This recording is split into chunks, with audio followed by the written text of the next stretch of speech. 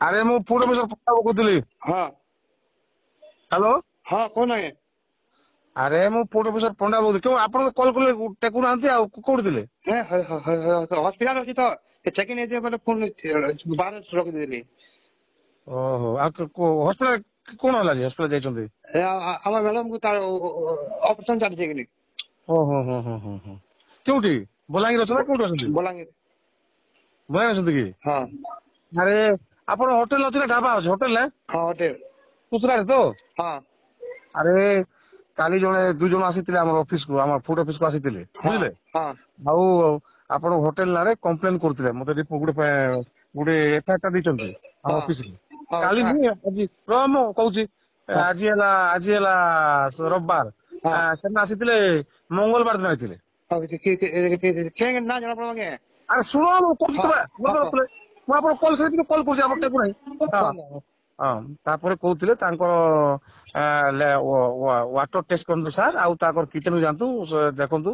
ଆଉ ଖାଇବା ପିଇବା ଅବସ୍ଥା କେମିତି ତିଆରି କରୁଛନ୍ତି କିଚେନ ଟିକେ ଟେଷ୍ଟ କରନ୍ତୁ କହିଲେ ମତେ। ହଁ ମୁଁ କହିଲି ମୁଁ ତ ଯାଇଥିଲି ମାସେ ତଳେ ତାଙ୍କର ଦୋକାନକୁ ହୋଟେଲକୁ ଯାଇଥିଲି। ହଁ ସବୁ ଟେଷ୍ଟ ଫେଷ୍ଟ କରିଛି ୱାଟର ଫେଷ୍ଟ ସବୁ ଟେଷ୍ଟ କରିଛି ସେ ତ ସବୁ ଭଲ ବାହାରିଛି ଏମିତି କହିଥିଲି ତାକୁ ବୁଝିଲେ।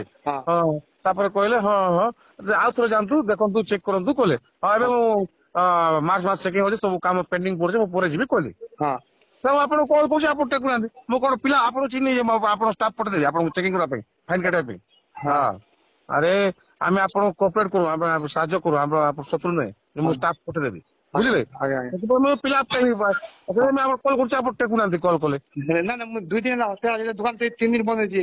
ମୁଁ 2 ଦିନ ହେଲା ହସ୍ପିଟାଲ ଆମ ମ୍ୟାଡମଙ୍କ ଜ୍ଞାନୀ ପ୍ରୋଗ୍ରାମ ତ ଶୁଣ ହଁ ଆଜି ଆମେ ସବୁ ଷ୍ଟାଫ ମାନେ ଆସିଛୁ ଏଇପଟ ସେ ରାଣୀପୁର ଝରିଆଲ। ହଁ ପିକନିକ ପାଇଁ ହଁ ଆ ଖର୍ଚ୍ଚ ବର୍ଚ୍ଚ କହୁଥିଲି ଆଉ ଗୋଟେ ଛାଡନ୍ତୁ ଗୋଟେ ଖର୍ଚ୍ଚ ବର୍ଚ୍ଚ ଗୋଟେ।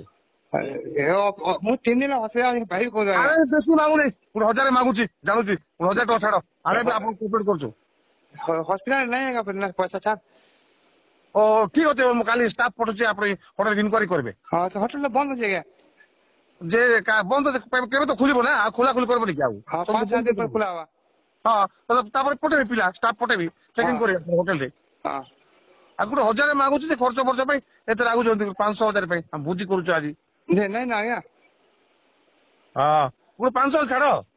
ନାଇଁ ନା ପଇସା କେମିତି ଛାଡିବ ଆଉ ଦେଖ 500 ଛାଡ। ନାଇଁ ନା ଆଜ୍ଞା।